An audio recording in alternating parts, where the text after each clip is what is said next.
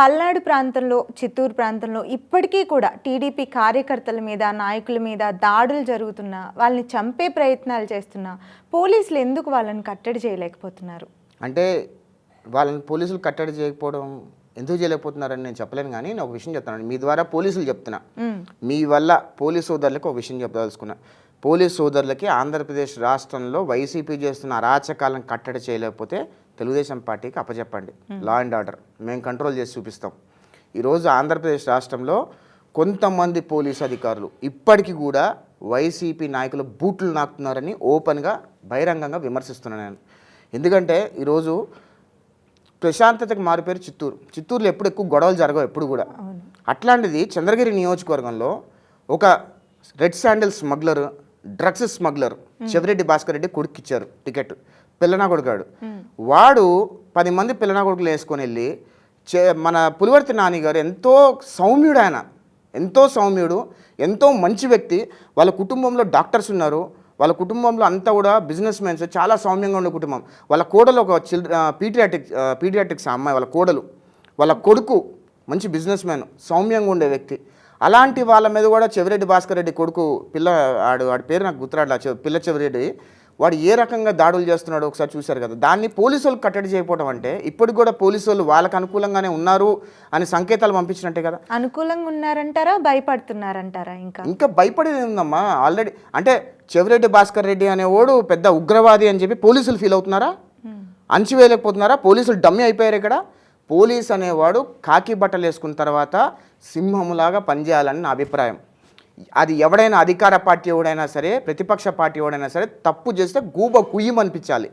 అంతేగాని సామాన్య పౌరుల మీద దాడులు చేస్తూ ఎమ్మెల్యే క్యాండిడేట్ల మీద దాడులు చేసే ప్రయత్నం చేస్తే పోలీసులు ఈరోజు చేతులు కట్టుకుని కూర్చున్నారు. పులివర్తి నాని గారి గన్మెన్ రెండు రౌండ్లు కాల్పులు జరిపాడు ఆయన గాల్లో. అదే కనుక వైసీపీ వాళ్ళ మీద కాల్పులు జరుపుకుంటే ఎంతమంది చనిపోయేవాళ్ళు? రౌండ్కి 10 బుల్లెట్లు ఉంటాయి, 2 రౌండ్లు 20 బుల్లెట్లు ఉంటాయి. కనీసం 20 మందిని ఆ గన్మెన్ లేపేలేడా? అంటే గన్మెన్ కూడా దెబ్బలు తింటూ గాల్లో కాల్పులు జరిపాడు అంటే ప్రజల ప్రాణాలు కాపాడాలన్న గన్మెన్ కూడా అనుకున్నాడు కదా. పులివర్తి నాని గారు డైరెక్ట్గా గన్మెన్ చెప్పి కాల్చిపడదుబ్బనంటే ఎంతసేపు అమ్మ కాల్చేయడం? ఎంతసేపు? 20 మంది వైసీపీ కార్యకర్తలు లేపడం ఎంతసేపు? 2 నిమిషాల పని. అది కూడా గాల్లో కాల్పులు జరిపాడు అంటే తెలుగుదేశం పార్టీ నాయకుల పట్ల వాళ్ళకున్న సభ్యతా సంస్కారం, వాళ్ళకున్న మానవత్వం ఎలాంటిదో ఒక్కసారి ప్రజలందరూ కూడా ఆలోచించమని కోరుతున్నా. ఎందుకంటే నాకు కూడా గన్మెన్స్ ఉన్నారు. ఒకవేళ నిజంగా పులివర్తి నాని గారి మీద జరిగిన దాడి కనుక నా మీద జరుగుంటే నా గన్మెన్లు చెప్పేవాడిని, కాల్చిపడదోపని చెప్పేవాడిని. అదే పులివర్తి నాని గారు కాబట్టి గాల్లో కాల్పులు జరిపి వద్దులే వాళ్ళని ఎందుకు చంపడం అని చెప్పి ఆపుకున్నారు. కానీ నాలాంటి వాడైతే కాల్చిపడదోపని చెప్పేటోడు, నేనైతే కాల్చిపడేసేవాడిని, డౌటే లేదు అందులో. ఎందుకంటే అట్లాంటి లేకినా కొడుకులు, అలగలా కొడుకులు మన మీద దాడులు చేస్తే మన ప్రాణాలు కాపాడుకోవడానికి కాల్చిపడదోపినా పెద్ద ఫరక్ పడదు. ప్రాణాలు కాపాడుకోవడానికి మరి తప్పదు కదా. 100%. పులివర్తి నాని గారు గన్మెన్కి ఈరోజు భయంకరమైన దెబ్బలు జరిగినాయి. పులివర్తి నాని గారు ఇప్పుడు ఐసీయూలో ఉన్నారు, చిత్తూరు హాస్పిటల్లో, స్విమ్స్లో ఐసీయూలో ఉన్నారు.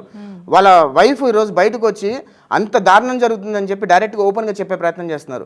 వాళ్ళ కొడుకు డైరెక్ట్గా బయటకు వచ్చి డైరెక్ట్గా ఆయనకి స్టేట్మెంట్ ఇచ్చాడు, అరే చెవిరెడ్డి భాస్కర్ రెడ్డి నిన్ను 4వ తారీఖు తర్వాత వదలను అని అన్నారు. పులివర్తి వినీల్ గారిని ఒక 5 నిమిషాలు బయటకు వదిలామంటే చెవిరెడ్డి ఫ్యామిలీ బతకదు. చెవిరెడ్డి ఫ్యామిలీని లేపేస్తాడు పులివర్తి వినీల్ గారు. అంత మాస్ ఫెలో ఆ అబ్బాయి youngster and is a mass guy. పెద్ద సమస్య కాదు. కాకపోతే ఏంటంటే తెలుగుదేశం పార్టీ వాళ్ళు ఎంతసేపు కూడా మానవత్వం, మర్యాద, గొడవలు వద్దు, ప్రశాంతత అని అనుకుంటారు కాబట్టి ఆగుతున్నారు, కానీ రెచ్చిపోతున్నారు. కానీ తెలుగుదేశం పార్టీ క్యాడర్ ఒక్కసారి బరిదెగించింది అంటే వైసీపీ వాడు ఎవ్వడూ బతకడు. ఈ క్రమశిక్షణ అంతా చంద్రబాబు నాయుడు గారి వల్ల ఆగడమే తప్ప ఎవరు ఏం చేయలేక కాదనమాట. అఫ్కోర్స్ మాలో నేను ఇందాక చెప్పే కదమ్మా, మాలో కూడా ఊర మాస్ క్యారెక్టర్ ఉంది మాలో కూడా. 2 నిమిషాలు చంద్రబాబు నాయుడు గారు పక్కకు జరిగి మీరు ఏదైనా చేసుకోండి అంటే వైసీపీ వాడిని ఒక్కడిని లేకుండా చేసేస్తాం మేము, దానిలో డౌటే లేదు. ఓపెన్గా చెప్తున్నా, జగన్మోహన్ రెడ్డిని ఇందాక చెప్పినట్టు తాడేపల్లి కొంపలో జొర్లి జగన్మోహన్ రెడ్డిని గుడ్డలు కూడా తీసుకొచ్చి రోడ్డు మీద నుంచోబెట్టి ప్రజలకు అప్పచెప్పే బాధ్యత తెలుగుదేశం పార్టీ ఒక కార్యకర్త తీసుకుంటాడు. అంత ధైర్యం ఉంది తెలుగుదేశం పార్టీ కార్యకర్తకి, పెద్ద నో డౌట్ అబౌట్ ఇట్. ఆయన అయితే బయటికి రారండి, ఎవరో ఒకరు అయితే తీసుకురావాలి. ఈ మధ్య ఇచ్చిన ఇంటర్వ్యూలో కూడా తాడేపల్లి ప్యాలెస్లోనే ఆయన ఇంటర్వ్యూ ఇచ్చారు. అది కూడా ఆయన బంగారపు కుర్చీల్లో కూర్చొని ఇచ్చారని చెప్పి అది చాలా బాగా ట్రోల్ అయింది సోషల్ మీడియాలో. పీపుల్ అంతా చాలా ముక్కుని వేలేసుకున్నారనమాట. ఇంత బంగారపు కుర్చీల్లో కూర్చొని చేస్తున్నాడు ఇంత. ఆయన సొమ్ము ఏం పోయిందమ్మా, ప్రజల సొమ్ము కొల్లగొట్టాడు. రాష్ట్రం మీద 10.5 లక్షల కోట్ల రూపాయలు అప్పు చేశాడు, ఓన్లీ రాష్ట్ర ఖజానా మీద. రాష్ట్రంలో వనరులు బాక్సైట్, లాటరైట్, థోరియము, టైటానియము, ఎర్రచందనము, ఇసుక, లిక్కరు, ఈ సహజ వనరుల మీద దాదాపు ఒక 10 లక్షల కోట్ల రూపాయలు కొల్లగొట్టాడు. ఆంధ్రప్రదేశ్ రాష్ట్ర ఖజానా మీద ఒక 10.5 లక్షల కోట్ల రూపాయలు అప్పు చేశాడు. ఇక మిగతా ఖజానా వెనక కింద చేయబెట్టి డబ్బులు తీసుకునేవి ఇవన్నీ కూడా ఇంకో 10 లక్షల కోట్ల రూపాయలు దొబ్బేశాడు. చంద్రబాబు నాయుడు గారు అధికారంలోకి వచ్చిన తర్వాత ఒక జ్యుడిషియల్ ఎంక్వైరీ చేస్తే భారతదేశంలోనే 5 సంవత్సరాల్లో అత్యధిక అవినీతి చేసిన ఒక ఉగ్రవాది ఎవడైనా ఉన్నాడు అంటే వరల్డ్ రికార్డులో ఎక్కేది జగన్మోహన్ రెడ్డి.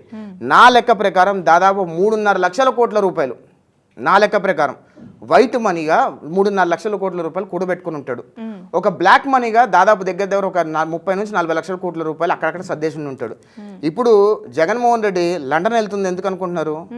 రెండు అంశాల కోసం లండన్ వెళ్తున్నాడు. ఒకటి, ఆయనకున్న పిచ్చి చూపించుకోవడానికి, పిచ్చికి మందులు అయిపోయినాయి, ఆ మందులు తెచ్చుకోవడానికి వెళ్తున్నాడు. రెండోది, ఇక్కడ దొబ్బేసిన డబ్బులనే కూడా అక్కడ సెటిల్ చేసుకోవడానికి వెళ్తున్నాడు. అందుకే కోర్టు పర్మిషన్ అడిగాడు. కోర్టు గనక పర్మిషన్ ఇవ్వకుండా నువ్వు వెళ్ళటానికి వీలు లేదు అని అనుకుంటే కనుక అధికారం వచ్చిన తర్వాత జగన్మోహన్ రెడ్డి కొంపలోనే ఒక 10 లక్షల కోట్ల రూపాయలు లిక్విడ్ క్యాష్ బయటపడుతుంది. తాడేపల్లి కొంప తనిఖీలు చేస్తే తాడేపల్లి కొంపలోనే 10 లక్షల కోట్ల రూపాయల లిక్విడ్ క్యాష్ జగన్మోహన్ రెడ్డి ఇంట్లో అండర్ గ్రౌండ్లు పగలగొడితే బయటపడుతుందని నేను గంటాపదంగా ఆన్ రికార్డ్ చెప్తున్నాను. నేను అంత అవినీతి చేసిన అవినీతి పరుడు ఒక రాజకీయ ఉగ్రవాది ఎవడైనా ఉన్నాడా భారతదేశంలో, భూప్రపంచంలో? అది జగన్మోహన్ రెడ్డి.